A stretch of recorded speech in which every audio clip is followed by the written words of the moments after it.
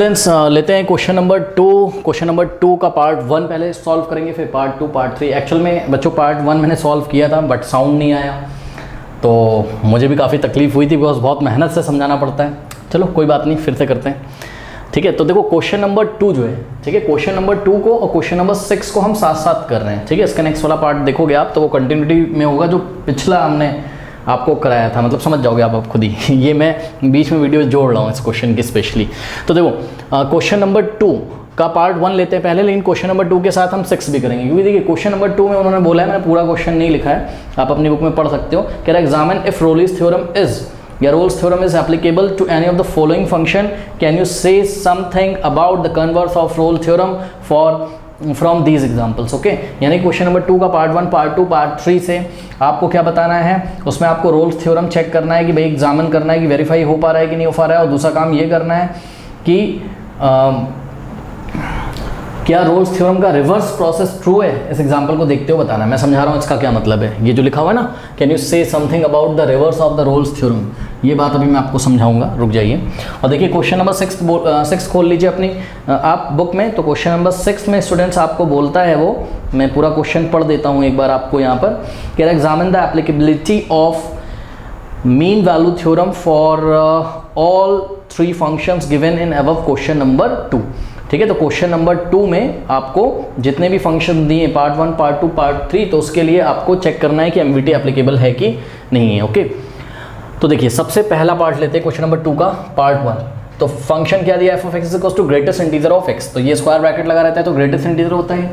अब देखिए greatest integer का डेफिनेशन क्या होता है, लेस देन और इक्वल टू, मतलब ये कि अगर हम मान लीजिए कि यहाँ पर एफ ऑफ 0 पुट करते हैं, पहले आप फंक्शन समझ लीजिए जिन बच्चों को नहीं आता है। ठीक है, तो ग्रेटेस्ट इंटीजर ऑफ 0 कितना आ जाएगा, 0। मतलब अगर ये स्क्वायर ब्रैकेट के अंदर x की वैल्यू अगर इंटीजर है तो आंसर इंटीजर आता है, लेकिन अगर इंटीजर नहीं है, जैसे कि मान लीजिए हमने यहाँ रखा क्या 0.1 रखा, ठीक है, तो 0.1 से लेस इंटीजर जो होगा वो आएगा आउटपुट में। मतलब 0.1 से लेस इंटीजर क्या होता है, 0 होता है, पता है ना, नंबर लाइन पे 0.1 से लेस इंटीजर क्या होता है, 0। इंटीजर क्या होता है, 0 1 2 3 4 5 6 ये सब -1 -2 -6। ठीक है, अब मान लीजिए कि यहाँ पर हमने रखा 2.5। ओके, तो क्या 2.5 एक इंटीजर है, तो जवाब है नहीं, 2.5 एक इंटीजर नहीं है। तो ग्रेटेस्ट इंटीजर ऑफ 2.5 क्या होगा, लेस देन और इक्वल टू 2.5, मतलब 2.5 से लेस देन या 2.5 के इक्वल इंटीजर। तो 2.5 खुद तो इंटीजर है नहीं, तो 2.5 से लेस इंटीजर क्या हो जाएगा, 2 हो जाएगा। तो इस तरीके से ग्रेटेस्ट इंटीजर फंक्शन की डेफिनेशन होती है। ठीक है ना। अच्छा, अब देखिए, तो अब देखिए स्टूडेंट्स, इसका ग्राफ बनाएंगे आप। ठीक है, तो इसका अगर हम ग्राफ बनाएंगे तो इस ग्राफ में ग्रेटेस्ट इंटीजर फंक्शन x का ग्राफ बनाइए। तो इस ग्राफ को अगर आप बनाओगे तो आपको इंटरवल क्या दे रखा है, 5 to 9। ओके, तो अब यहाँ 1 2 3 4 से मैं नहीं ले रहा हूँ, मैं सीधे 5 से स्टार्ट कर रहा हूँ, बिकॉज सिर्फ मुझे थोड़ा सा ग्राफ आपको दिखाना है। अगर 1 2 3 4 5 सभी नंबर्स दिखाऊंगा तो बहुत लेंदी हो जाएगा, इतना जगह नहीं है। 5 6 7 8 और 9। ओके, और यहाँ हो जाएगा क्या 5 6 ओके और 7 8 और यहाँ कहीं 9। करेक्ट। अब देखिए स्टूडेंट्स, अब ये बात हमने क्या करी हुई, ये भी हम आपको नोट यहाँ जो लिखा हुआ है वो बाद में दिखा देंगे। इसको देखिए, अगर हम इनपुट 5 दें, यानी कि f ऑफ 5, तो कितना आ जाएगा, ग्रेटेस्ट इंटीजर ऑफ 5 क्या आ जाएगा, 5, क्योंकि 5 खुद ही एक इंटीजर है, तो 5 पे आंसर क्या आ जाएगा, 5। ठीक है, अगर हम यहाँ 5 की जगह 5.1 रखें तो 5.1 से लेस देन इंटीजर 5, यानी कि 5.1 पे भी आंसर क्या आ जाएगा, 5, 5.2 पे भी आंसर 5, 5.3 पे भी आंसर 5, 5.4, ऐसे करते करते 5.9 तक आंसर 5 आता जाएगा। तो x की वैल्यू अगर आप बढ़ाते जाओगे यहाँ पे तो हर बार आपको क्या मिलने वाला है, हर बार आपको 5 मिलने वाला है। जैसे ही 6 रखोगे, f ऑफ 6 यानी कि ग्रेटेस्ट इंटीजर ऑफ 6। ओके, तो ग्रेटेस्ट इंटीजर ऑफ 6 खुद ही एक इंटीजर है, तो आंसर क्या आ जाएगा, 6 आ जाएगा। यानी कि जैसे ही आप 6 पे पहुंचोगे तो आउटपुट आपका 5 नहीं आएगा, मतलब आंसर आपका 5 नहीं आएगा, तो यहाँ हम ओपन कर देंगे, यानी कि 6 पे 5 नहीं आएगा, इसलिए 5 के सामने ओपन कर दिया और क्या आएगा, 6 आएगा, इसलिए हमने यहाँ पर क्लोज कर दिया। 6 पे क्या आएगा, 6 आएगा। अब 6.1 6.2 6.3 अगर आप रखोगे तो आपको हर बार क्या मिलेगा, 6 मिलेगा, यानी कि 6.9 तक आपको 6 मिलेगा। और जैसे ही 7 की बारी आएगी तो 7 पे 6 नहीं मिलेगा, 7 पे आपको क्या मिल जाएगा, 7 मिल जाएगा। अब आप समझ गए होंगे। ठीक है, 7.1 7.2 7.3 जब आप वैल्यू रखोगे तो हर बार आपको 7 मिलेगा, और 7.9 तक आपको 7 मिलेगा, जैसे ही 8 आएगा तो 8 पे ओपन कर देंगे और यहाँ पे 8 पे क्लोज कर देंगे, यानी कि 8 पे आपको 8 मिल जाएगा। फिर 8.1, 8.2, 8.3, 8.4 पे आपको 8 मिलेगा हर बार, और जैसे ही 9 पे पहुँचोगे तो 9 पे हम ओपन करना है, 9 पे आपको 8 नहीं मिलेगा, 9 पे आपको 9 मिल जाएगा। तो ये ग्राफ बन के आ रहा है। तो इस ग्राफ को अगर आप ध्यान से देखें तो ये तो डिसकंटिन्यूअस है। इस ग्राफ को बनाने के लिए हमें मार्कर उठाना पड़ रहा है बार बार, है ना, क्योंकि देखिए 5 से लेके 5.9 तक तो ये कॉन्टिन्यूस है, मतलब 5.9 का मतलब आप समझो जरा भावनाओं को, 6 के काफ़ी क्लोज हम पहुंच गए, 5.999 तक ये कॉन्टिन्यूस है। उसके बाद ब्रेक हो गया, जैसे हम 6 पे पहुंचे में जंप करना पड़ा, 6 पे 6 आ रहा है, तो ये कॉन्टिन्यूस तो है नहीं, ठीक है। तो क्लियरली पहली बात हम क्या लिखेंगे, clearly function f of x is equals to greatest integer of x is not continuous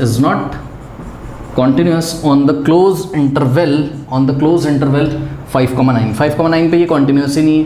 और देखिए रोल्स थ्योरम आप वेरीफाई नहीं हो सकती हैं, क्योंकि जब फंक्शन ही कॉन्टिन्यूस नहीं है, रोल्स थ्योरम का आपको 3 कंडीशन फॉलो होना चाहिए था। कॉन्टिन्यूस होना चाहिए क्लोज इंटरवल a, b में, डिफरेंशिएबल होना चाहिए ओपन इंटरवल a, b में, f of a is equals to f of b होना चाहिए ना, तब कोई सी इस तरीके से एग्जिस्ट करता था कि f dash of c is equals to क्या हो जाए, 0 आ जाए। लेकिन यहाँ पर आपने देखा कि ये कॉन्टिन्यूस तो हुआ नहीं, यानी कि पहला पॉइंट यहाँ पे फॉलो नहीं हो रहा है, ठीक। तो यहीं पे अगर आप चाहो तो आप बोल दो कि भी रोल्स थ्योरम यहाँ पर एप्लीकेबल नहीं होगी, ठीक है। फिर भी आप तीनों पॉइंट करके दिखाएंगे, यानी कि आप इसकी डिफरेंशिएबिलिटी भी चेक करेंगे। अब आप यहाँ से क्लियर चेक करिए स्टूडेंट्स, यहाँ पे आप क्लियर चेक करिए कि क्या ये ओपन इंटरवल 5 to 9 में डिफरेंशिएबल है, जवाब है नहीं। देखो अब ये डिफरेंशिएबिलिटी का क्या मतलब होता है, इसको आप थोड़ा सा समझ लीजिए। देखिए डिफरेंशिएबिलिटी का क्या मतलब होता है, मान लीजिए हम आपको यहाँ पे दिखाते हैं। देखिए मान लीजिए कि हमारे पास कोई कर्व है ऐसे, ठीक, हमने बोला कि ओपन इंटरवल a से b में आप चेक करो ये डिफरेंशिएबल है, यस डिफरेंशिएबल है का मतलब ये होता है स्लोप ऑफ द टेंजेंट आप वहाँ निकाल पा रहे हो कि नहीं निकाल पा रहे हो। यानी कि अगर हम x की वैल्यू इतनी लें यहाँ कुछ, तो देखिए हमने एक टेंजेंट यहाँ ड्रॉ किया और टेंजेंट का स्लोप हम निकाल सकते हैं। x की वैल्यू अगर इतनी है तो हम यहाँ पे एक टेंजेंट ड्रॉ कर रहे हैं, टेंजेंट का स्लोप निकाल सकते हैं। अगर x की वैल्यू इतनी है तो हम एक टेंजेंट ड्रॉ कर रहे हैं, टेंजेंट का स्लोप निकाल सकते हैं, ठीक। यानी कि ये इस इंटरवल में डिफरेंशिएबल है फंक्शन, ठीक है। अच्छा, जब कर्व ऐसे आया, किसी फंक्शन का f of x का कर्व ऐसे आया, तो हर एक पॉइंट पे आप टेंजेंट निकाल पा रहे थे और टेंजेंट का आप स्लोप भी निकाल लोगे, ठीक। यानी कि ये फंक्शन डिफरेंशिएबल था ओपन इंटरवल में, जो मैंने आपको दिखाया। इस फंक्शन को देखो, इस फंक्शन का जो ग्राफ है इतने पोर्शन में देखो, 5 से लेके ओपन इंटरवल 6 तक, ये एक स्ट्रेट लाइन सेगमेंट आ रहा है छोटा सा, ठीक। मैं आपको दिखाता हूँ। देखिए अगर यहाँ पे कोई लाइन सेगमेंट है भाई, क्या ये कर्व नहीं है, मतलब कर्व का मतलब क्या ये ग्राफ नहीं, ये भी तो किसी फंक्शन का ग्राफ है। किसका, ग्रेटेस्ट इंटीजर ऑफ x का, ये भी तो किसका, किसी फंक्शन का ग्राफ है। और ग्राफ अगर स्ट्रेट लाइन है तो क्या हुआ, अगर आप स्ट्रेट लाइन पे टेंजेंट ड्रॉ करो तो उसी के अलॉन्ग आ जाएगी। ये देखो इस पॉइंट पे टेंजेंट ड्रॉ करोगे तो इसी के अलॉन्ग आ जाएगी। तो सुनो, इस पॉइंट पे अगर आप टेंजेंट ड्रॉ करोगे, ठीक है, मतलब x की वैल्यू आपने 5.1 ली, तो 5.1 पे जो आपने टेंजेंट ड्रॉ किया वो इस एक्सिस के ही मतलब इस कर्व के ही अलॉन्ग हो गया, इस कर्व के ही अलॉन्ग हो गया। इसको जो कर्व का छोटा सा लाइन सेगमेंट है इसको इसके अलॉन्ग है, इसको कोइंसाइड करते हुए जाता है, इससे लग के होके जाता है। और क्लियरली देखिए ये एक्स एक्सिस के पैरेलल भी है, यानी कि जो हमारा, ध्यान से सुनिएगा, बहुत इंपॉर्टेंट बात बता रहा हूँ, ठीक है। देखिए मैं इंटरवल की बात कर रहा हूँ, कहाँ से कहाँ तक।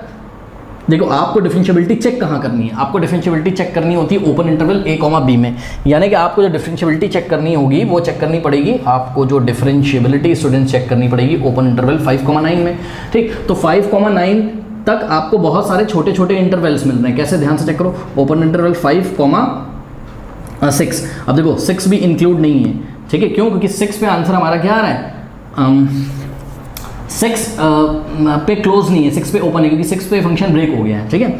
उसके बाद नेक्स्ट इंटरवल आप ले सकते हो 6 से लेके 7 तक, ठीक है। फिर नेक्स्ट इंटरवल ले सकते हो आप 7 से लेके 8 तक, नेक्स्ट इंटरवल ले सकते हो आप 8 से लेके 9 तक। तो हर एक इंटरवल में, ध्यान से चेक करो, इतने इंटरवल में आप हर एक पॉइंट पे 5.1, 5.2, 5.3 पे आप एक टेंजेंट बना पा रहे हो। और इस टेंजेंट का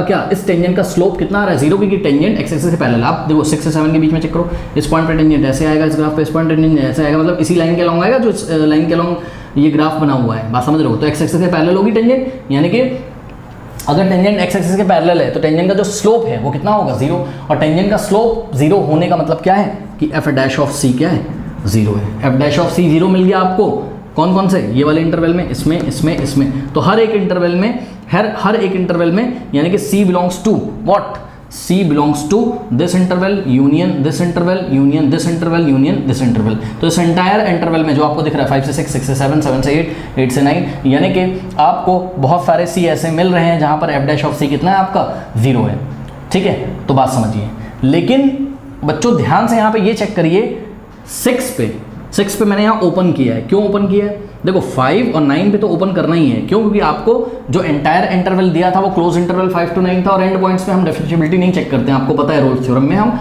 ओपन इंटरवल में चेक करते हैं। लेकिन इस ओपन इंटरवल में भी बहुत सारे सब इंटरवल्स हैं, 5 से 6, 6 से 7, 6 7 से 8। तो ये जो 6 वाला पॉइंट हमने इंक्लूड इसलिए नहीं किया है बच्चों, क्योंकि ध्यान से चेक करिए, 6 पे हमारा जो आउटपुट है वो 6 आ रहा है, यानी कि फंक्शन की वैल्यू 6 पे 6 है। तो ये वाले एंड पॉइंट पे क्या आप बोल सकते हैं कि फंक्शन डिफरेंशिएबल है? जवाब है नहीं। फंक्शन डिफरेंशिएबल होने का ये मतलब है कि आप क्या इस पॉइंट पे कोई टेंजेंट ड्रॉ करके उसका स्लोप निकाल सकते हैं? नहीं। इस पॉइंट पे ध्यान से चेक करो, x = 6 पे आपको फंक्शन की वैल्यू ये मिल रही है, और यहाँ पे तो भैया बहुत सारे टेंजेंट पास हो सकते हैं एंड पॉइंट से। मतलब एंड पॉइंट को कितनी लाइंस टच करके जा रही है कोई नहीं बता सकता है। इसलिए तो हम कहते हैं कि एंड पॉइंट पे, ये वाले एंड पॉइंट x = 6 पे जो भी फंक्शन की वैल्यू आ रही 6 आ रही, तो यहाँ पे आप टेंजेंट ही जब नहीं ड्रॉ कर सकते तो स्लोप ऑफ द टेंजेंट कहाँ निकालोगे? और स्लोप ऑफ द टेंजेंट ही तो डेरिवेटिव होता है, डेरिवेटिव कहाँ निकाल पाओगे? तो इसीलिए हमने 6 को क्या कर दिया? ओपन, कि भैया 6 पे हम ये फंक्शन डिफरेंशिएबल नहीं है। इसी तरीके से आप यहाँ पे आ जाइए 8 ये देखिए 7 पे फंक्शन की वैल्यू 7 है, तो ये एंड पॉइंट पे तो बहुत सारे टेंजेंट ड्रॉ कर सकते हैं। एक टेंजेंट ऐसे जा सकता है जिसको टच करके जाएगा, दूसरा बंदा आएगा कहेगा भैया टेंजेंट ऐसे जा रहा है, तीसरा बंदा आएगा कहेगा कि टेंजेंट क्या होता है जो टच करके जाए, ऐसे जाएगा। कोई आएगा कहेगा नहीं इस पॉइंट पे तो टेंजेंट इसी के अलोंग आ रहा है, ठीक है। तो एंड पॉइंट पे आप टेंजेंट ही नहीं ड्रॉ कर पाओगे तो स्लोप ऑफ द टेंजेंट कहाँ से निकालोगे? बात समझ में आई कि नहीं है? इसलिए हमने यहाँ एंड पॉइंट्स पे ओपन किया हुआ है, 6 पे ओपन, 7 पे ओपन, 7 पे ओपन, 8 पे ओपन। तो इस तरीके से बात समझ में आई कि नहीं आई? लेकिन आप ध्यान से चेक करो, 6 पे नहीं डिफरेंशिएबल है, 6 पे नहीं है, 8 पे नहीं है, 8 पे नहीं है, 9 और 5 पे तो है ही नहीं, ठीक है। लेकिन 5 और 6 के बीच में डिफरेंशिएबल है, यानी कि 5 और 6 के बीच में आपको इनफाइनाइट पॉइंट्स मिलेंगे। चेक करिए, 5 से 6 के बीच में आपको इनफाइनाइट पॉइंट्स मिलेंगे जहां पर f' क्या होता है? 0 होता है। मतलब C belongs to this entire interval 5,6 union 6,7 union 7,8 union 8,9। Okay, अब सुनो, तो ये फंक्शन नॉट डिफरेंशिएबल हो गया, ये फंक्शन नॉट डिफरेंशिएबल हो गया इन ओपन इंटरवल 5,9। अब देखिए, ये तो हमने आपको बताया किससे? ये तो हमने आपको बताया ग्राफ देख के। लेकिन एग्जाम में आप मैथमेटिक्स सॉल्व करें वहाँ, तो आपको चैप्टर 5 में ही हमने पढ़ाया था डिफरेंशिएबिलिटी चेक करने का रूल। तो ये वाला नोट याद करिए, any function is differentiable at any point C in its domain if left hand side limit is equals to right hand side limit. मतलब ऐसा कुछ जब होता था, याद करिए कि limit h approaches to 0 minus, मतलब 0 के लेफ्ट से आ रहे हो आप, f(c+h minus f(c)/h is equals to क्या हो जाए? ये left hand side limit right hand side limit के इक्वल हो जाए। Limit h approach to 0+h f(c+h minus f(c)/h। अब मान लो एग्जाम में ये आपको नहीं याद आ रहा है तो कोई बात नहीं है, आप ग्राफ बना के लिख दीजिए कि भाई this function is not differentiable 5,9। लेकिन तरीका ये है कि हम फॉर्मूला लगा के दिखाएं कि left hand side limit right hand side limit के इक्वल नहीं है, इसलिए फंक्शन डिफरेंशिएबल नहीं है। तो डिफरेंशिएबिलिटी, तो ये फंक्शन ओपन इंटरवल 5,9 में डिफरेंशिएबल नहीं है। इस चीज़ को हम कैसे दिखाएंगे ये मैं आपको करके दिखा रहा हूँ, ठीक। तो अब मैं यहाँ करने जा रहा हूँ इसको। अभी तक तो मैंने आपको किससे बता दिया? अभी तक तो मैंने आपको ग्राफ से बताया, ठीक है। अब मैं चेक करने जा रहा हूँ, तो ध्यान से चेक करिए। अब यहाँ भी कुछ बच्चे कंफ्यूज होंगे। सबसे पहले मैं निकाल रहा हूँ limit h approaches to 0 minus. अब देखो f(c+h) का क्या मतलब हो जाएगा, बताता हूँ। f(c+h minus f(c) divided by h, इसका क्या मतलब होता है? देखो सुनो, f(x) आपको कितना दिया था उन्होंने? Greatest integer of f। तो f(c+h) कितना हो जाएगा? f(c+h) हो जाएगा आपका क्या? x की जगह c+h रख दो। अब c+h का ग्रेटेस्ट इंटीजर, तो सुनो मेरी बात, तुम 0 के लेफ्ट से आ रहे हो और 0 के लेफ्ट में h approaches to what? 0 minus, मतलब समझो h क्या होता था? बहुत छोटा सा नंबर, और 0 से लेस होगा तो नेगेटिव होगा, मतलब h का वैल्यू नेगेटिव है। तो खुद दिमाग लगाओ क्या, कि मान लो मैं c की वैल्यू, c कोई इंटीजर है, यहाँ c क्या है? कोई इंटीजर है, और c बिलोंग कर रहा है कौन से इंटरवल में? ओपन इंटरवल 5,9 में। सपोज हमने कोई c चूज़ किया इस ओपन इंटरवल 5,9 में। तो स्टूडेंट्स सोचिए, अगर h की वैल्यू मान लीजिए हो गई -0.0001, इतनी हो गई, ठीक। तो जब आप, और c कुछ भी ले लो, 5 और 9 के बीच में c ले लो, लेट अस से c की वैल्यू हमने 6 ली, तो क्या हो जाएगा? f(6) प्लस h की वैल्यू कितनी है? -0.0001, ठीक है। तो ये तो क्या हो जाएगा? ग्रेटेस्ट इंटीजर ऑफ c की वैल्यू 6 और प्लस -0.0001। h बहुत छोटी सी क्वांटिटी होती है, लिमिट लगा के आए हो यार, क्लास 11 में इतना पता होगा। अब देखो 6 और प्लस माइनस यहाँ हो जाएगा माइनस, ठीक है। तो एक बात बताओ मुझे, 6 में से अगर आप ये माइनस करोगे, ध्यान से मेरी बात सुनना, 6 में से अगर आप ये माइनस करोगे तो 5 पॉइंट समथिंग आएगा, 5 पॉइंट, अरे कुछ ऐसा आएगा ना, 5.999 टाइप का ऐसा कुछ आएगा, ठीक है, नहीं सॉरी, अरे कर लो ना यार, 6.0001 2 3 4 और इसमें से हमको माइनस करना है क्या, 0.0001 कर लो, 10 - 1 9 और यहाँ क्या आ जाएगा 9 और 5.999 आएगा, तो 5.999 ऐसा आ गया और इसमें स्क्वायर ब्रैकेट लगा यानी ग्रेटेस्ट इंटीजर, तो 5.99 का ग्रेटेस्ट इंटीजर क्या, 5.99 तो इंटीजर है नहीं, तो इससे लेस देन इंटीजर 5 हो जाएगा। यानी कि सुनो, अगर तुम C जितना चूज करते हो तो जब तुम लेफ्ट हैंड साइड लिमिट निकालोगे तो आंसर C से एक कम आएगा, ध्यान से चेक करो, आंसर C से एक कम आएगा। अगर C तुमने कितना चूज किया था 6, तो आंसर तुम्हारा क्या आएगा 5 का मतलब क्या होता है, 5 का मतलब 6 - 1 ही तो होता है। तो सुनो, अगर तुम लेफ्ट हैंड साइड लिमिट निकाल रहे हो और f(c + h) निकालोगे तो C से एक कम आएगा, यानी कि जो greatest integer of C + h होगा लेफ्ट हैंड साइड लिमिट में, वो आंसर आएगा हमारा क्या, C - 1। भाई जब इसको सॉल्व करेंगे तो C - 1 ही तो आएगा, देखो ना 6 - 1 आएगा, ठीक।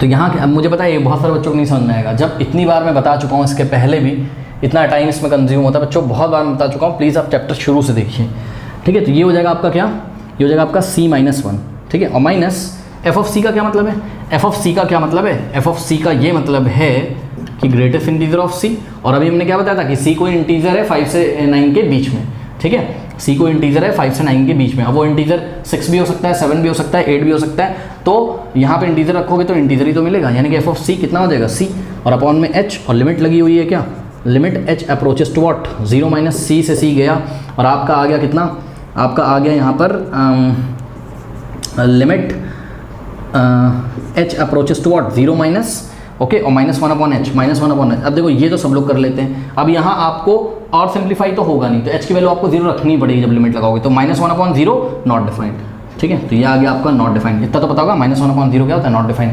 ठीक। तो जो लेफ्ट हैंड साइड लिमिट है वो नॉट डिफाइंड आ गई। अब हम निकालते हैं क्या, right hand side limit, okay. तो राइट हैंड साइड लिमिट हम आपको यहाँ पे निकाल के दिखाते हैं। तो राइट हैंड साइड लिमिट यानी कि limit h approaches to 0 plus क्या हो जाएगा, f(c + h) और माइनस f(c) और डिवाइडेड बाय h। अब देखिए, अब f(c + h) कितना हो जाएगा, ठीक है, f(c + h) का मतलब, अब सुनो, अब h क्या होगा आपका, पॉजिटिव नंबर होगा, क्यों, क्योंकि आप 0 के राइट हैंड साइड से आ रहे हो, ठीक है, राइट हैंड साइड लिमिट है तो h की वैल्यू पॉजिटिव होगी। तो सोचो, अगर हम यहाँ क्या करते हैं, हम यहाँ लिखते हैं 6 प्लस h की वैल्यू प्लस 0.001, तो 6 प्लस 0.001 क्या जाता हमारा, यहाँ आ जाता हमारा 6.0001। और सुनो, ग्रेटेस्ट इंटीजर ऑफ 6.001, ये तो इंटीजर है नहीं, तो इससे लेस देन इंटीजर 6 होगा, यानी कि आंसर हमारा क्या आता, आंसर हमारा 6 आ जाता, यानी कि जो वैल्यू आपने रखी थी C की, C वही आ जाएगा। तो यहाँ पर f(c + h) कितना आ जाएगा, C आ जाएगा, और माइनस f(c) तो C होगा ही, और अपॉन में h, और limit h approaches to what, 0 plus. अब देखिए C - C ऊपर हो गया 0/h, और limit h approaches to 0 + h is equal to 0/h क्या होता है 0, और 0 पे लिमिट लगेगी नहीं, आंसर आ गया 0। अब कुछ बच्चे सोच रहे हैं पता नहीं क्या चल रहा है, भाई सही चल रहा है और यही चलेगा। अगर आपने 11th क्लास में फील नहीं किया, पता है मैंने 11th क्लास में लिमिट्स एंड डेरिवेटिव्स के कितने वीडियो किए बच्चों, मैंने किए हैं शायद कितने 62 तो शायद लिमिट्स के वीडियो हैं, और उसके बाद 42 या 43 वीडियोस डेरिवेटिव्स के किए हुए हैं, बट किसी ने देखा नहीं। अब क्या कर सकते हैं, नहीं देखा तो आप जाके देखोगे, और उसके नीचे गंदे गंदे कमेंट आ गए पार्ट 1 में कि साइंस पढ़ा रहे हो, कि फिजिक्स पढ़ा रहे हो, कि मैथ्स पढ़ा रहे हो। जब बच्चों की इतनी समझ नहीं है तो उसमें मैं क्या कर सकता हूँ बताइए। अच्छा, कुछ बच्चों ने पढ़ा भी और पूरे साल के बाद उन्होंने कमेंट भी किया उसको जब पढ़ा अच्छे से कि भाई मेरा बहुत अच्छा कैलकुलस का बेस कंप्लीट हुआ। तो ये सब चीज़ें हैं, बच्चों को शॉर्ट में चाहिए होता है। मैं देखता हूँ यूट्यूब पे 10-10 मिनट में लोग लिमिट पढ़ा देते हैं, तो ऐसा नहीं है, आपको टाइम देना पड़ेगा, है ना, टाइम तो आपको देना पड़ेगा। चलिए कोई बात नहीं।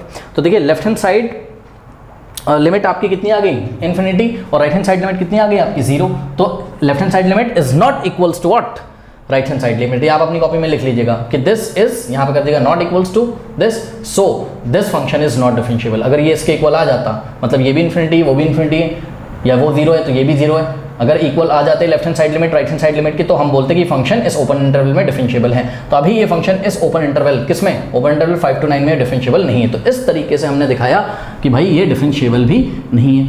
ठीक, अभी भी आप बोल सकते हो कि रोल्स थ्योरम यहाँ पे वेरीफाई नहीं होगी, बट अगर आप थर्ड वाला भी चेक कर लो तो कुछ यहाँ पर प्रॉब्लम नहीं होगी। तो आइए हम आपको चेक करके दिखाते हैं। देखिए एफ ऑफ ए क्या है, यहाँ ए क्या है, यहाँ 5a है और b क्या है 9। ओके, 5 a की वैल्यू 5, b की वैल्यू 9। ठीक है, तो f ऑफ 5 अगर आप निकालोगे, ठीक है, तो कितना आ जाएगा? एफ ऑफ 5 का मतलब व्हाट? ग्रेटेस्ट इंटीजर ऑफ 5, और ग्रेटेस्ट इंटीजर ऑफ 5 5 होता है। इसी तरीके से एफ ऑफ 9 अगर आप निकालोगे मतलब ग्रेटेस्ट इंटीजर ऑफ 9, क्योंकि फंक्शन क्या है? ग्रेटेस्ट इंटीजर, तो जहाँ जहाँ x है, जहाँ जहाँ x है वहाँ हम 9 पुट कर देंगे, तो ग्रेटेस्ट इंटीजर ऑफ 9 होता है। अब आप क्लियरली देख लो, F of 5 is not equals to what? F of 9। तो तीसरी कंडीशन भी फुलफिल नहीं हुई, F of a is equals to F of b वाली कंडीशन भी फुलफिल नहीं हुई। ओके, तो इसका मतलब रोल्स थ्योरम यहाँ पे एप्लीकेबल नहीं है। ये बात आपको समझ में आ गई होगी। ठीक, तीनों ही कंडीशन हम लिखेंगे। ऑल ऑफ द ये लैंग्वेज भी मैंने पहले लिखवाई थी, इस बार नहीं लिखवाई। ओके, तो लैंग्वेज फाइलिंग हम लिखेंगे। It is observe that the function f does not satisfy all the conditions of the hypothesis of Rolle's theorem. Okay, that's why Rolle's theorem is not applicable here. चलो, अब Rolle's theorem तो applicable नहीं हुई। अब मेरी बात सुनो, वो कहता था कि can you say something about the reverse of Rolle's theorem. Reverse of Rolle's theorem का मतलब क्या होता है students? Reverse of Rolle's theorem का ये मतलब होता है कि रोल्स थ्योरम का जो रिजल्ट आता है ना, क्या कि F dash C is equals to what? 0। मतलब कोई सी इस ओपन इंटरवल में बिलोंग करता हो सच दैट कि F dash of C is equals to 0 हो जाए, तो क्या ऐसा तीनों कंडीशन सेटिस्फाई हो जाएगा? सुनो, रोल्स थ्योरम जब वेरीफाई करनी होती है तो आप उसकी कंटिन्यूटी चेक करते हो, डिफरेंशियबिलिटी चेक करते हो, F of A is equals to F of B. जब ये तीनों सेटिस्फाई होता है तो उसका रिजल्ट क्या आता है? उसका रिजल्ट ये आता है कि भाई कोई सी ऐसा एग्जिस्ट करता होगा इस ओपन इंटरवल में कि F dash of C is equals to 0 हो जाए, तो ये होता है। लेकिन क्या रिवर्स ट्रू है? मतलब कि अगर आपको दिए गए ओपन इंटरवल में, यानी कि 5 से 9 में, इस 5 से 9 में दिए गए ओपन इंटरवल 5 से 9 में कोई सी ऐसा मिल जाए कि एफ डैश ऑफ एक्स क्या हो जाए? एफ डैश ऑफ सी क्या हो जाए? 0। तो क्या ज़रूरी है कि अगर ऐसा हो जाए तो आप इस डायरेक्शन से यहाँ जाओगे, मतलब ये भी होगा, ये भी होगा और ये भी, मतलब फंक्शन कॉन्टिन्यूअस भी होगा, डिफरेंशिएबल भी होगा और F of A is equals to F of B होगा, तो क्या ऐसा ज़रूरी? तो जवाब है नहीं। ध्यान से चेक करिए, अभी अभी तो मैंने आपको बताया था क्या कि यहाँ पर 5 से 6 के बीच में ऐसे बहुत सारे पॉइंट्स हैं जहाँ पर एफ डैश ऑफ सी कितना है? 0, क्योंकि स्लोप ऑफ द टेंजेंट क्या आएगा? स्लोप ऑफ द टेंजेंट 0 आ जाएगा, क्योंकि टेंजेंट एक्स एक्सिस से पैरेलल हो जाएगा। यहाँ पर 6 और 7 के बीच में भी ऐसे बहुत सारे पॉइंट्स हैं, ये वाला, ये वाला, ये वाला, इनफिनिट पॉइंट्स हैं जहाँ पे अगर हम टेंजेंट ड्रॉ करें तो वो एक्स एक्सिस के पैरेलल हो जाएगी, यानी कि स्लोप ऑफ द टेंजेंट क्या हो जाएगा? 0 हो जाएगा। और स्लोप ऑफ द टेंजेंट होता क्या है? एफ डैश ऑफ सी ही तो स्लोप ऑफ द टेंजेंट होता है। यानी कि इस बार हमारे पास बहुत सारे सी ऐसे एग्जिस्ट कर रहे हैं 5 और 9 के बीच में, जिसके लिए एफ डैश ऑफ सी कितना है हमारे पास? 0। बट अभी तो दिखाया कि ये फंक्शन डिफरेंशिएबल नहीं है ओपन इंटरवल 5,9 में, ये फंक्शन कॉन्टिन्यूअस नहीं है क्लोज इंटरवल 5,9 में, और F of A is not equals to F of B. तो सुनो, इसका मतलब हम बोलेंगे कि from these observations we see that there are many points in the open interval 5,9 for which F dash of C is equals to 0, but the function is not differentiable on the open interval 5,9. The function is not continuous on the closed interval 5,9, and also f of 5 is not equals to f of 9. Hence the reverse of Rolle's theorem may not be true. हो भी सकती है but यहाँ पे नहीं हुई, बात समझ में आई? तो इसका मतलब कि इस डायरेक्शन में तो हमेशा ट्रू होती है रोल्स थ्योरम, मतलब कॉन्टिन्यूअस है, अगर डिफरेंशिएबल है, F of A is equals to F of B है, तो पक्का सी एक ऐसा ओपन इंटरवल में एग्जिस्ट करता होगा कि F dash of C is equals to 0 है। लेकिन अगर एफ डैश ऑफ सी 0 है तो ज़रूरी नहीं है कि दिए गए ओपन इंटरवल में दिए गए इंटरवल में फंक्शन कॉन्टिन्यूअस हो, क्लोज इंटरवल में फंक्शन डिफरेंशिएबल हो और F of A is equals to what? F of B हो जाए। तो ये बात हमने कर दी। अब बात करते हैं क्वेश्चन नंबर 6 की। तो एक्सरसाइज 2 में जो पार्ट 1 दिया उस पर अगर हम क्वेश्चन नंबर 6 की बात करें तो examine the applicability of mean value theorem. तो इस पर क्या मीन वैल्यू थ्योरम लगेगी? बताओ मीन वैल्यू थ्योरम क्या होती थी, याद करो। तो एमवीटी की 2 कंडीशंस यही वाली होती थी कि फंक्शन कॉन्टिन्यूअस होना चाहिए क्लोज इंटरवल में, डिफरेंशिएबल होना चाहिए ओपन इंटरवल में। अगर ये दोनों कंडीशंस सेटिस्फाई हो जाती थी, ठीक है, और आपने अक्सर देखा था कि F of A is not equals to, जब एफ ऑफ बी आता था तब हम एमवीटी लगाते थे। तो यहाँ F of A is not equals to, तो एफ ऑफ बी है, कोई बात नहीं। लेकिन यहाँ पर ध्यान से चेक करिए कि फंक्शन कॉन्टिन्यूअस नहीं है, फंक्शन डिफरेंशिएबल ही नहीं है, तो यहाँ एमवीटी भी नहीं लग सकती है। ओके, अच्छा, एमवीटी क्या होती थी? अगर फंक्शन कॉन्टिन्यूअस है क्लोज इंटरवल में, डिफरेंशिएबल है ओपन इंटरवल में, तो there exist a point C such that F dash of C is equals to F of B minus F of A upon B minus A. आपको याद होगा introduction video में ये क्या होता था? ये स्लोप ऑफ द सेकेंड होता था और ये स्लोप ऑफ द टेंजेंट होता था passing through the point C comma F of C. Okay, तो स्टूडेंट्स एमवीटी यहाँ लागू नहीं हो सकती है, एमवीटी यहाँ एप्लीकेबल नहीं है। ओके, तो फाइनल आप आंसर क्या लिखोगे? अच्छा देखिए, मान लीजिए एग्जाम में यही सिंपल क्वेश्चन आ गया कि एग्जामिन द एप्लीकेबिलिटी ऑफ एमवीटी, तो आप यही सब काम करोगे जो मैंने अभी किया। फंक्शन कॉन्टिन्यूस नहीं है, ग्राफ बना के दिखा दीजिएगा। फिर दूसरा, left hand side limit right hand side limit के इक्वल नहीं है। बहुत इंपॉर्टेंट क्वेश्चन है, मैं बता दे रहा हूँ, क्योंकि देखिए ग्रेटेस्ट इंटीजर फंक्शन है यहाँ, है ना, कोई नॉर्मल क्वेश्चन तो है नहीं, फंक्शन ही यहाँ पे अजीब सा है, तो पूछे जाने की संभावना भी है एग्जाम में। ओके, तो लेफ्ट हैंड साइड लिमिट यहाँ राइट हैंड साइड लिमिट के इक्वल नहीं है, इसलिए ये डिफरेंशिएबल नहीं है। तो जब ये दोनों कंडीशन सेटिस्फाई नहीं होगी तो एमवीटी यहाँ नहीं लगेगी। ओके, तो इस तरीके से इसको हम करेंगे, ठीक है, कर लीजिए। पार्ट 2 लेते हैं students. F of X is equals to greatest integer of X, और इस बार क्लोज इंटरवल -2 से 2 दिया हुआ है हमको, ठीक है। तो अभी तक तो आप समझ गए होंगे कि ग्रेटेस्ट इंटीजर फंक्शन कभी कॉन्टिन्यूस हो ही नहीं सकता है, ठीक है। फिर भी मैं आपको करके दिखाता हूँ। सबसे पहले हम इसको करते हैं कहाँ पर, -2 पे, ठीक है। तो F of -2 is equals to greatest integer of -2। तो -2 एक इंटीजर खुद ही है, तो आंसर -2 आएगा, यानी कि -2 जब हमने एक्स की वैल्यू रखी तो y हमको कितना मिला, -2। तो एक पॉइंट ये मिलेगा हमको। एफ ऑफ -1.9 अगर हम रखते हैं, ठीक है, तो x की वैल्यू अगर हमने -1.9 रखी तो x यहाँ कहीं आएगा -1.9, क्योंकि ये -1 है, तो -1.2 यहाँ पे -1, -1.2, -1.3, -1.4 करते करते यहाँ -1.9 आएगा, और -1.9 पे आंसर आपका क्या आएगा, -1.9 से लेस इंटीजर। तो -1.9 से लेस इंटीजर क्या होता है, -2 होता है। पॉइंट वाले नंबर इंटीजर नहीं होते हैं, तो पता होगा आपको। तो -1.9 से लेस इंटीजर -2 होता है, यानी कि -1.9 पे -2 मिला। तो कहने का मतलब अब अगर आप -1.8 रखोगे तब भी आपको -2 मिलेगा, -1.7 पे -2 करते करते करते करते आपको -1.1 तक, -1.1 तक आपको कितना मिलेगा, -1.1 तक, ऐसा कुछ -1.1 तक आपको -2 ही मिलेगा। और जैसे ही आप इसमें f ऑफ -1 रख देंगे तो -1 खुद ही एक इंटीजर है, तो आपको क्या मिल जाएगा, -1 मिल जाएगा, ठीक है। तो -1 पे आपका आंसर कितना आ जाएगा, -1 आ जाएगा। और यहाँ पर -1 पे -2 नहीं आएगा, इसलिए यहाँ पर हम ओपन कर देंगे, ठीक है। तो कुछ इस तरीके से चलता जाएगा, और ये -1 है आपका। और नेक्स्ट, जब आप -1 के राइट हैंड साइड में कुछ वैल्यू रखोगे, जैसे कि -0.9, तो f ऑफ -0.9 अगर आप रखोगे तो आंसर आपका क्या आएगा, -0.9 से लेस इंटीजर क्या होता है, -1 होता है, ठीक। तो यहाँ पे जब आप x की वैल्यू ऐसे करके सब पुट कर, मतलब इधर जाओगे, जब x की वैल्यू कुछ भी पुट करोगे, जैसे -0.9, -0.8, -0.7, तो आपको हर बार क्या मिलेगा, -1 मिलता जाएगा, मिलता जाएगा, मिलता जाएगा, ठीक है। लेकिन जैसे ही 0 पे पहुँचोगे तो 0 पे आपको -1 नहीं मिलेगा, तो यहाँ हम ओपन कर देंगे, 0 पे आपको क्या मिल जाएगा, 0 मिल जाएगा, ठीक, क्योंकि 0 एक इंटीजर है। अब आप समझ गए होगा। बाकी यहाँ का ग्राफ आपको बनाना आता है, 0.1 पे कितना मिलेगा, 0 मिलेगा, करेक्ट। तो 0.1 पे आपको क्या मिलेगा, 0.1 अगर आप रखोगे तो 0 से लेस देन इंटीजर क्या होता है, 0। तो 0.1 पे 0, 0.2 पे 0, 0.3 पे 0, तो करते करते, लेकिन 1 पे आपको ओपन करना पड़ेगा, 1 पे आपको 1 मिलेगा, ठीक है। इस तरीके से 2 पे आपको ओपन करना पड़ेगा, देखिए 1 पे आपको 1 करना पड़ेगा, 1 पे 1, और 2 पे आपको 2 मिलेगा, करेक्ट। तो ऐसा कुछ ग्राफ बन के आ रहा है, ठीक है। अगर आपको ये लेफ्ट हैंड साइड वाला ग्राफ नहीं समझ में आ रहा, आप केवल इतना ही बना दें एग्जाम में तो काफ़ी होगा, क्योंकि देखिए ग्रेटेस्ट इंटीजर फंक्शन है, ठीक। तो इसको आप या तो ग्राफ से समझा दीजिए, और नहीं समझ में आ रहा तो आप इसको डिफरेंशिएबिलिटी से समझा दीजिए, मैं ऐसे भी आपको समझा दूंगा, ठीक है।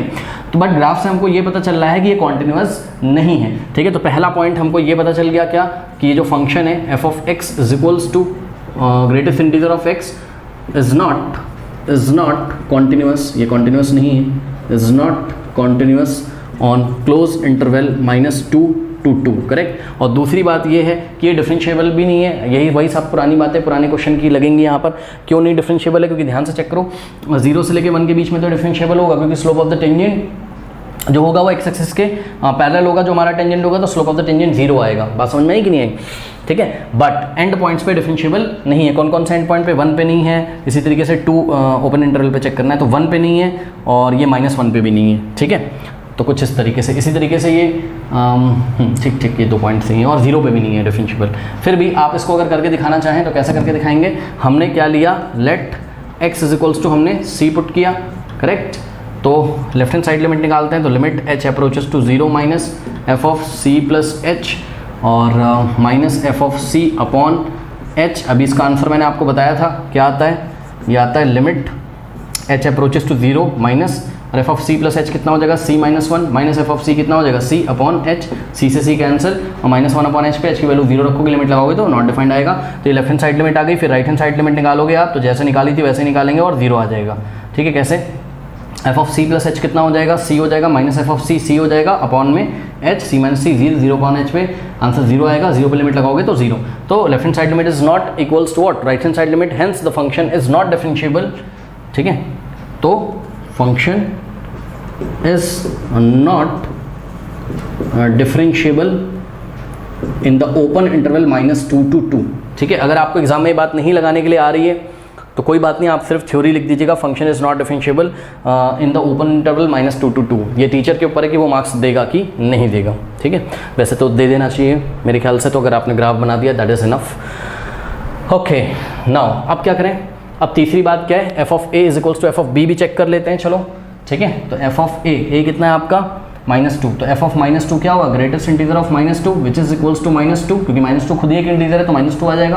और एफ ऑफ 2 कितना हो जाएगा, ग्रेटेस्ट इंटीजर ऑफ 2 कितना आ जाएगा 2। अब आप क्लियरली देख लो F of -2 is not equals to what, F of 2। तो F of 2 F of -2 coincide नहीं करते, इनकी वैल्यू सेम नहीं है, इसलिए रोल्स थ्योरम नहीं लगेगी। अब बात करते हैं क्या इसका रिवर्स ट्रू है, तो जवाब है नहीं, इसका रिवर्स ट्रू नहीं है, क्योंकि आप चेक करिए इस ओपन इंटरवल में -2 से 2 में, इस ओपन इंटरवल -2 से 2 में ऐसे इनफाइनाइट पॉइंट्स हैं जहां पर हम अगर टेंजेंट ड्रॉ करें तो वो एक्स एक्सिस के पैरेलल आएगा, यानी कि स्लोप ऑफ द टेंजेंट 0 के इक्वल है, यानी कि एफ डैश ऑफ सी क्या है 0 के इक्वल है। तो ऐसा तो होता है, बट ये तीनों चीज़ें नहीं होती हैं, यानी कि फंक्शन कॉन्टिन्यूस नहीं है, डिफरेंशिएबल नहीं है, और F of A is equals to F of B, ये वाली कंडीशन भी ट्रू नहीं हो रही है, फॉलो नहीं हो रही है, because F of A is not equals to F of B. तो the converse of Rolle's theorem is not applicable here. Okay, तो converse of Rolle's theorem may not be always true. ठीक है, अगर ऐसा है तो ऐसा होता है, लेकिन अगर ऐसा है तो ज़रूरी नहीं है कि ऐसा हो जाए। ओके, तो कन्वर्स इसका उल्टी डायरेक्शन में जाओगे तो ऐसा नहीं हो सकता है। ओके, मतलब हो भी सकता होगा कभी और कभी नहीं भी हो सकता है। ठीक है, तो always not true. Now question number 6 अब कर लेते हैं यहीं पे। तो पार्ट 2 के लिए, क्वेश्चन नंबर 2 के पार्ट 2 के लिए क्वेश्चन नंबर 6 बताओ, एमबीटी इसमें लगेगा नहीं लगेगा, कहानी खत्म हो गई, आप चेक कर लो, कॉन्टिन्यूस नहीं है, डिफरेंशिएबल नहीं है, तो हम क्या बोलेंगे कि it is observed that the function does not satisfy all the conditions of the hypothesis of the MVT, that's why MVT is not applicable here. The given function, for the given function f of x is equals to greatest integer of x for the closed interval -2 to 2। Part 3 लेते हैं, f of x is equals to x square minus 1। ठीक है, for all, ये for all का sign है, for all x belongs to the close interval 1, 2। अब आप clearly देखो एक पॉलिनोमियल क्वाड्रेटिक पॉलिनोमियल फंक्शन है, तो ये हमेशा कॉन्टिन्यूस होगा जो भी इसकी डोमेन है। ठीक है, और ये हमेशा डिफरेंशिएबल होगा, इतना तो फील आपको आ गया होगा। तो देखिए यहाँ पे मैंने थ्योरी लिखी हुई है, जानबूझ के मैंने थ्योरी लिखी है बिकॉज एग्जाम में आपको ऐसे ही लिखना है। तो सबसे पहले आप लिखोगे it is evident that function f being a polynomial function is continuous in the closed interval 1, 2 and is differentiable in the closed interval in the open interval 1, 2। तो ये दोनों बातें तो यहाँ पे ट्रू हो गई। ठीक है, अब तीसरी बात अगर हम चेक करते हैं, यानी कि f of a is equals to f of b आ रहा है कि नहीं आ रहा है, तो f of a कितना है आपका 1, तो f of 1 कितना है 1 का स्क्वायर 1, 1 - 1 0। ठीक, और f of 2 अगर हम निकाल लें तो 2 का स्क्वायर कितना होता है 4, 4 - 1 3। तो clearly f of 1 is not equals to f of 1 0, f of 2 3 है, तो f of 1 is not equals to what f of 2। ठीक है, तो f of 1 f of 2 does not coincide. तो ये तीसरी जो बात है, ओके, जो तीसरी बात है वो आपकी ट्रू नहीं हुई। ओके, बात समझ में आई कि नहीं आई? ठीक है, तो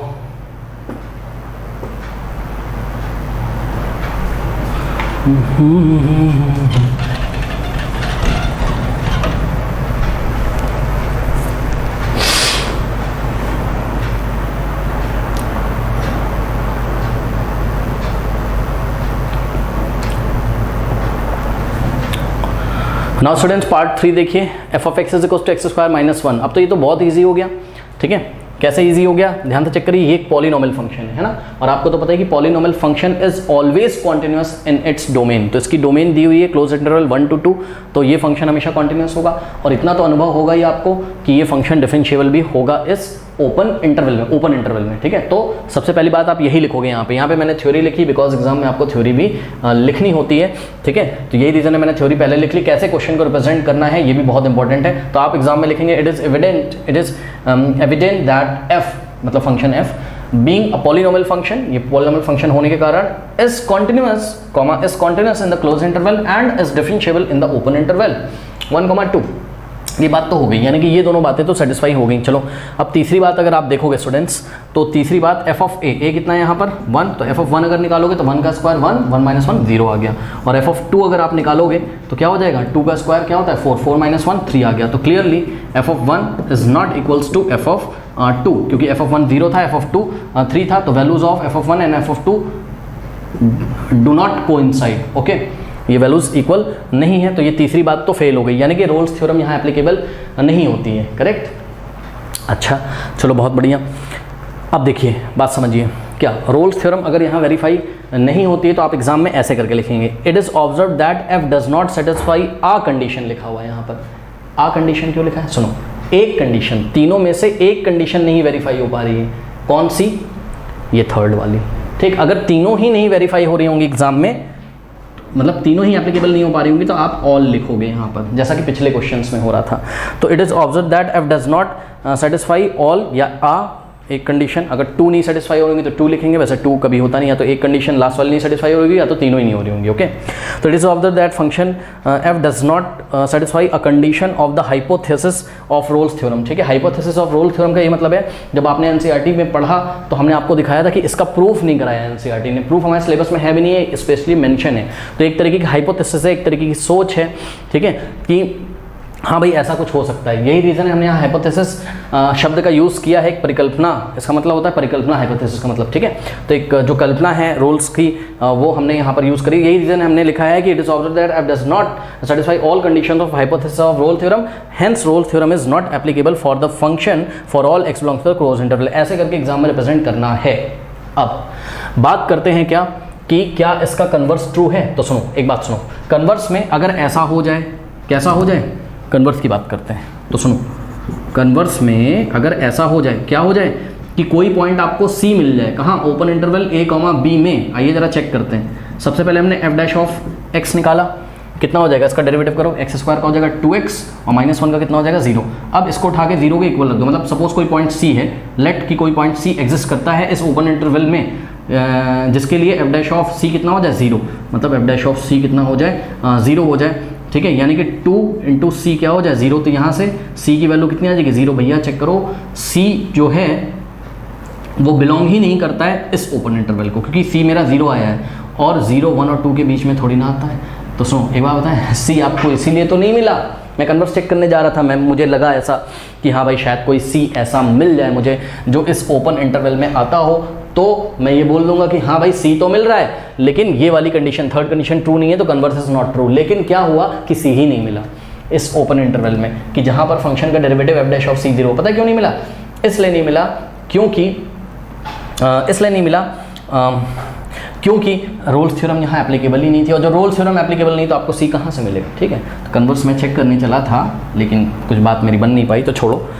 यहाँ पे हम कन्वर्स के बारे में यही कुछ कमेंट नहीं करेंगे इस क्वेश्चन में, बाकी दो में हमने किया, दैट इज़ इनफ। अब देखिए, अब बात करते हैं क्या कि क्या इसमें MVT लग सकती है, मतलब क्वेश्चन नंबर 6 में अगर हम जाएं तो एप्लीकेबिलिटी ऑफ MVT, तो MVT नहीं लिख सकती। अब आप समझ गए होंगे क्यों नहीं लग सकती, क्योंकि देखिए ये कॉन्टिन्यूस तो है। अच्छा, ठीक